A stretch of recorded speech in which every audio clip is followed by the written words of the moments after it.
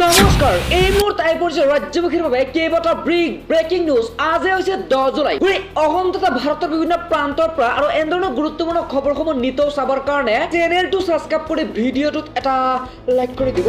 ৰাতিপুৱাৰ প্ৰথম খবৰটো হৈছে এটা খুবেই ডাঙৰ খবৰ। মমতা ৰাজ্যৰ পৰা অসমলৈ এইবাৰ পলায়ন কৰিছে বহু লোক। হিংসা জৰ্জৰ মমতা বেনাৰ্জীৰ বংগৰ পৰা আহিছে বহু লোকে। বহু পৰিয়াল অসমলৈ আহিছে। এই মোৰ জনাইছে এটা ব্ৰেকিং নিউজ। নিৰ্বাচন কেন্দ্ৰিক হিংসাত্মক এই পৰ্যন্ত 20 জনতকৈ অধিক লোক হেৰুৱাইছে প্ৰাণৰ ভয়ত ঘৰ এৰি প্ৰয়াণ কৰি ধুবুৰীৰ বহু স্থানত আশ্ৰয় ললে হাজাৰ হাজাৰ লোকে। ইফালে প্ৰাণৰ শংকাত পশ্চিমবংগ এৰি ধুবুৰীত আশ্ৰয় লৈছে মমতা ৰাজ্যৰ পৰা 7,000 লোকে। দিখাৰা পৰিয়াল কেইটাৰ ওচৰত CPIMৰ বিধায়ক।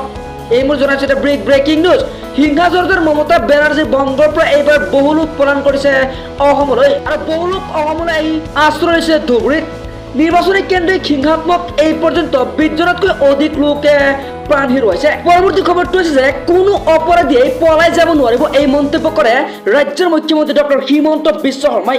তেওঁ কলে যে পলালেই গুলি খাব, এতিয়াৰ পৰা অপৰাধী পলালেই গুলি খাব, গ্ৰেপ্তাৰ হলে জেল যাব লাগিব বুলি এক ডাঙৰ মন্তব্য কৰে ৰাজ্যৰ মুখ্যমন্ত্ৰী ডক্টৰ হিমন্ত বিশ্ব শৰ্মাই। তেওঁ লগতে কয় যে অপৰাধীৰ ওপৰত কোনো দয়া নাই, ক্ষমা নাই। যোৱা 2 বছৰত 2,000 কোটি টকাৰো অধিক ড্ৰাগছ জব্দ কৰিছে বুলি এক ডাঙৰ মন্তব্য কৰে। যোৱা 2 বছৰত আমি কিমান কাম কৰিছো ৰাইজে নিজে দেখিছে বুলি এক ডাঙৰ মন্তব্য কৰে। আগতে অসমত কোনো পুলিচে ড্ৰাগছ ধৰা নাছিল, এতিয়াৰ পৰা অসমৰ ডেকা ল'ৰা ছোৱালীক ড্ৰাগছৰ দৰে বৰবিঘৰ পৰা বচাইছে বুলি এক ডাঙৰ মন্তব্য কৰে ৰাজ্যৰ মুখ্যমন্ত্ৰী ডক্টৰ হিমন্ত বিশ্ব শৰ্মাই। লগতে কয় যে চাকৰি লাভ নকৰা নিবনুৱাক চৰকাৰে প্ৰদান কৰিব 2 লাখকৈ টকা। এতিয়াৰ পৰা প্ৰথমে 1 লাখ, পিছত 1 লাখ টকা প্ৰদান কৰিব এতিয়াৰ পৰা ৰাজ্য চৰকাৰে। এক ডাঙৰ মন্তব্য হিমন্ত বিশ্ব শৰ্মাৰ। তেওঁ ক'লে অহা মাহত পুনৰ ওলাব 22,000 চাকৰি বুলি এক ডাঙৰ মন্তব্য কৰে ৰাজ্যৰ মুখ্যমন্ত্ৰী ডক্টৰ হিমন্ত বিশ্ব শৰ্মাই।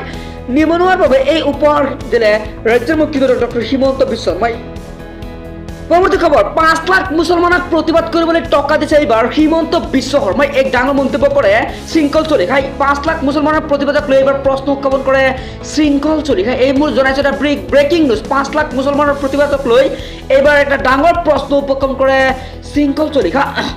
প্ৰতিবাদী 5 লাখ মুছলমানৰ মাজত কিমান খিলঞ্জীয়া মুছলমান থাকিব এক ডাঙৰ প্ৰশ্ন কৰে শৃংখল চলিহাই। তেওঁ কৰে সমষ্টি পুনৰ্নিৰ্ধাৰণৰ খচৰাক লৈ গৰ্জি উঠিল এইবাৰ শৃংখল চলিহা। এই মোৰ জনাইছে এটা ব্ৰেকিং নিউজ। সমষ্টি পুনৰ্নিৰ্ধাৰণৰ বিৰুদ্ধে 5 লাখ মুছলমানক লগত লৈ এইবাৰ প্ৰতিবাদৰ হুংকাৰ দিছে আমছুৱে।